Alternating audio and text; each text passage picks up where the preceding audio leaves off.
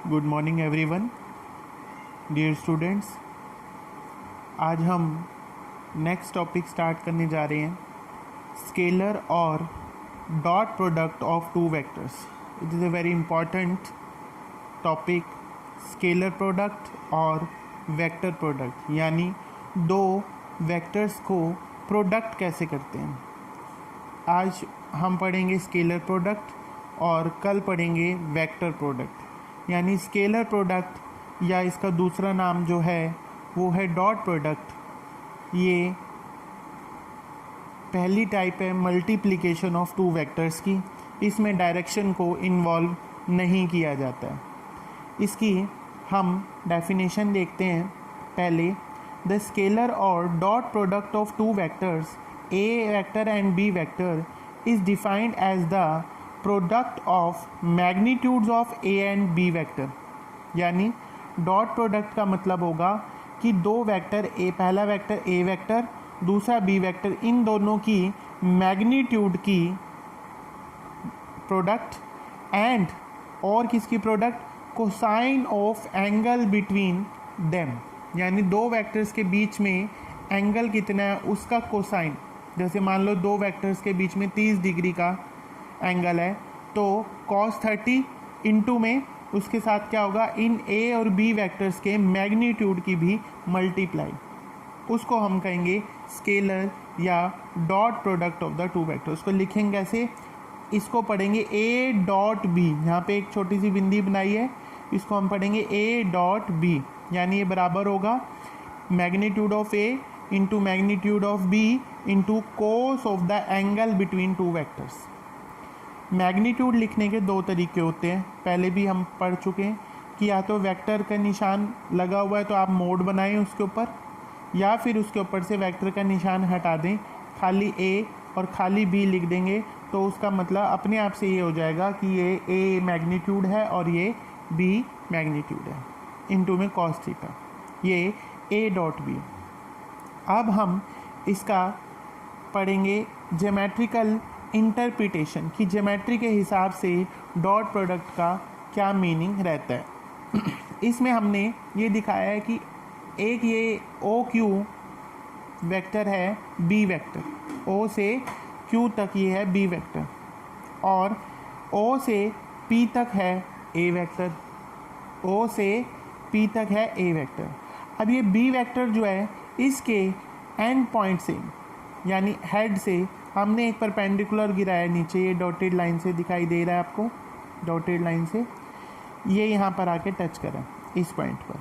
तो यहाँ से लेकर यहाँ तक इसका कंपोनेंट बी का कौन सा होगा, जहाँ पे एंगल होता है थीटा, उस डायरेक्शन में, एक्स एक्सिस डायरेक्शन में जो बी का कंपोनेंट होता है उसे हम हॉरिजॉन्टल कंपोनेंट बोलते हैं, ये हमने कल पढ़ा भी था, और ये होगा B cos theta.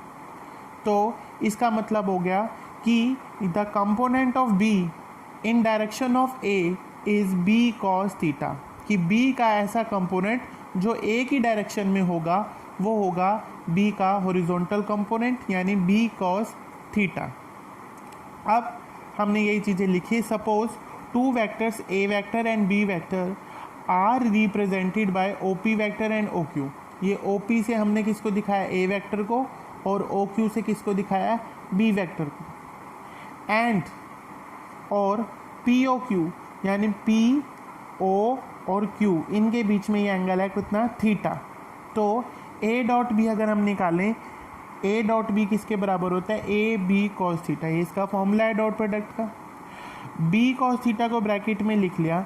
B cos theta कितने के बराबर है, ओ से लेके आर तक, तो बी कॉस थीटा की जगह हमने ओ आर लिखा, यानी कि ए इंटू मैग्नीट्यूड ऑफ, किसका मैग्नीट्यूड, इसमें कोई डायरेक्शन तो है नहीं, यानी कि ये मैग्नीट्यूड है किसका, component of B vector in direction of A vector, यानी ये कंपोनेंट है किसका, बी वेक्टर का, in direction of A vector. ये देखो, ये बी है वेक्टर, इसके दो कंपोनेंट करते, एक कंपोनेंट इधर और एक कंपोनेंट करना चाहते थे इधर वर्टिकल। वर्टिकल हमने दिखाया नहीं क्योंकि चाहिए नहीं।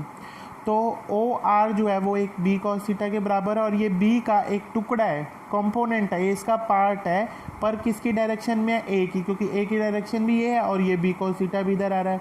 तो हमने यही लिखा है कि ये बी कॉस थीटा जो कि ओ आर के बराबर है, ये एक्चुअल में है किसके बराबर, magnitude of component of B in direction of A. ठीक है, इसी को हम दूसरे ढंग से भी कह सकते हैं, ये होता है a into projection of b on a, यानी ये है प्रोजेक्शन ऑफ b का प्रोजेक्शन, ये परपेंडिकुलर डाल के जितना डिस्टेंस यहाँ से यहाँ तक निकलता है उसको हम प्रोजेक्शन बोलते हैं, यानी ये b का प्रोजेक्शन है किस पर, a पर। ठीक है, तो हम देखते हैं दस product of two vectors is equal to product of magnitude of one vector and the magnitude of component of other vector in the direction of first vector।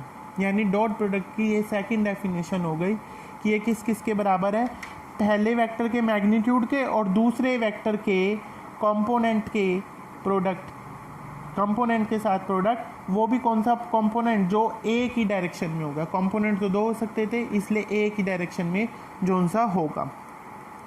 इसके हमारे पास एग्जाम्पल्स हैं, जैसे डॉट प्रोडक्ट से हम किस किसको निकालते हैं, जैसे एफ डॉट एस, ये वर्क का फॉर्मूला होता है इन डॉट प्रोडक्ट। अगर आपको फोर्स वेक्टर दिया गया होगा, डिस्प्लेसमेंट वेक्टर दिया हो, तो हम इन दोनों वेक्टर की डॉट प्रोडक्ट अगर निकालेंगे तो हमारे पास W यानी वर्क डन का फॉर्मूला आ जाएगा। इसी तरीके से पावर का जो फॉर्मूला होता है वो होता है force into force vector, dot product उसका वेलोसिटी वेक्टर की। समझ आ रहा है आप लोगों को। उसके बाद है प्रॉपर्टीज़ ऑफ स्केलर प्रोडक्ट, यानी ये जो स्केलर प्रोडक्ट है इसकी properties. Number 1, the scalar product is commutative, यानी हम ए वेक्टर की डॉट प्रोडक्ट बी के साथ लें या फिर बी वेक्टर की डॉट प्रोडक्ट ए के साथ लें तो आंसर सेम आता है। दूसरा, the scalar product is distributive over addition, यानी अगर हमारे पास ये लिखा हो A dot B plus C, यानी ए की डॉट प्रोडक्ट है पर बी प्लस सी करने के बाद, तो ये डॉट प्रोडक्ट जो है दोनों के पास ट्रांसफ़र हो सकता है। जैसे ए इससे मल्टीप्लाई हो गया बी से, A dot B plus A dot C, दोनों के बाद ये डिस्ट्रीब्यूट हो गया, ए डिस्ट्रीब्यूट हो गया बी के पास भी, ए चला गया इसके पास, सी के पास भी, तो इसे लिखेंगे हम A dot B plus A dot C. तीसरी property, if A and B are perpendicular, if A and B are the two vectors perpendicular to each other, तो उनका डॉट प्रोडक्ट की कंडीशन क्या रहेगी, हमेशा ज़ीरो के इक्वल आएगी। अगर दो वेक्टर्स की डॉट प्रोडक्ट हम कैलकुलेट करें और वो जीरो के बराबर आ जाए तो हम उसे उन दोनों वेक्टर्स को परपेंडिकुलर कह सकते हैं। उसके बाद है fourth property, if A and B are parallel to each other, और अगर ये दोनों पैरेलल होते हैं तो इनकी dot product A B cos theta, इसका जनरल फॉर्मूला, थीटा कितना होगा, दो पैरेलल चीज़ों में एंगल कितना होता है, ज़ीरो, पैरेलल लाइंस के बीच में एंगल कितना होता है, ज़ीरो, तो cos ज़ीरो क्या होता है 1, तो कितना बच गया ए बी, यानी कि अगर ए और बी वेक्टर्स दो पैरेलल वेक्टर्स हैं तो उनकी डॉट प्रोडक्ट ए बी आएगी, ए मैग्नीट्यूड इंटू बी मैग्नीट्यूड। अगर परपेंडिकुलर थे तो ज़ीरो आ रही थी, पैरेलल है तो ए इंटू बी आई। अगर एंटी पैरेलल है तो माइनस ए बी आएगा, क्योंकि यहाँ पर हम cos 180 लिखेंगे और cos 180 की वैल्यू जो होती है वो माइनस ए बी होती है।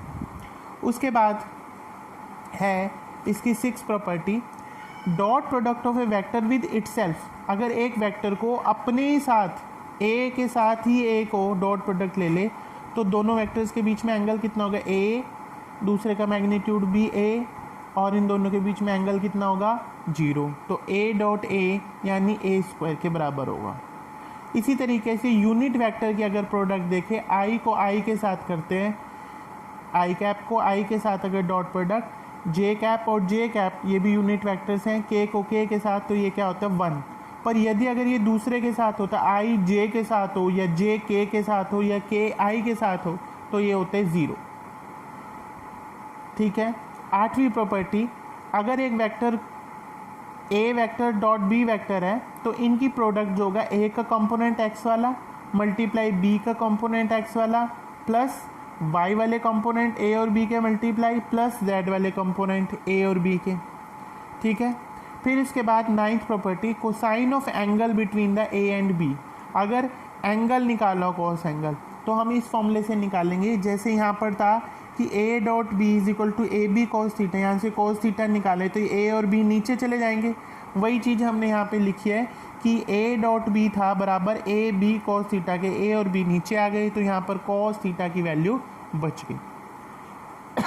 इसी तरीके से 10th point, if A and B are two given vectors then projection of A on B is also equal to component of A along B, और वो किसके बराबर होगा, यानी ए और बी के दो वेक्टर्स है, प्रोजेक्शन ए की बी के ऊपर देखनी हो तो हम उसके लिए ये कैलकुलेट करेंगे ए डॉट बी कैप और उसके साथ मल्टीप्लाई करेंगे बी कैप को। इस तरीके से हम प्रोजेक्शन ऑफ ए निकाल सकते हैं ऑन द वेक्टर बी। तो इस तरीके से आज आप ये सारी प्रॉपर्टीज़ पढ़ लेंगे ध्यान से।